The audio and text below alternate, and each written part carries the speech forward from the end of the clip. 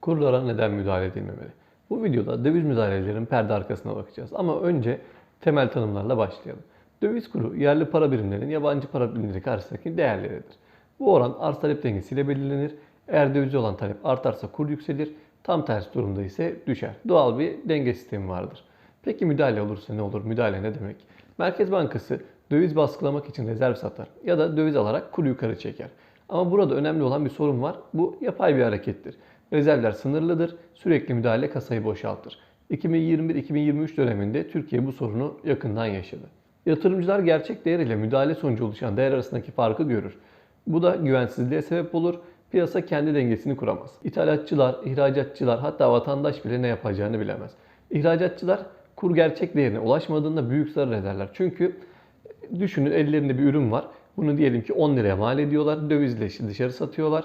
Ama aslında doların yükselmesi gerekiyor. Yani dövizin yükselmesi gerekirken baskı yapılıyor. Döviz yükselmiyor.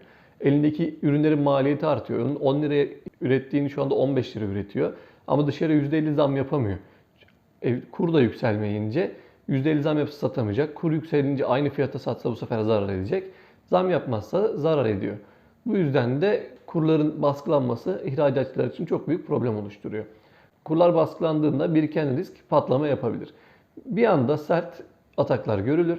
2-3 günde kurun 2 katına çıktığı dönemleri de yaşadık biliyorsunuz. 7 liradan 14 liraya çıktığı bir dönem vardı. Neredeyse böyle günde 2 lira falan yükseliyordu. Öyle bir dönemi yaşamıştık. Tabii ki bazı istisnai durumlar da vardı. İşte ani krizler, spekülatif saldırılar gibi durumlarda sınırlı müdahaleler olabilir. İşte spekülatif bir durum var diyelim ki. Döviz yükselmesi bekleniyor bu durumun sonucunda. Ama bu kısa süreli bir durum olduğu için orada işte bir döviz satışıyla müdahale gelebilir, gereklidir de. Ama bunu sürekli işte kuru belli bir tutarda tutmak için sürekli döviz satmak rezervleri bitirecektir. Çok da tehlikeli bir durum olacaktır. Yoksa ekonominin doğal seyri bozulur. Kurlar bir barometre gibidir. Ekonominin gerçek değerlerini yansıtır. Müdahaleyle bu barometreyi kırarsınız, sorunu çözemezsiniz. Sadece gizlersiniz. Unutmayın, gerçeklerle savaşılmaz, yönetilir. Videoyu beğendiyseniz beğenmeyi ve abone olmayı unutmayın.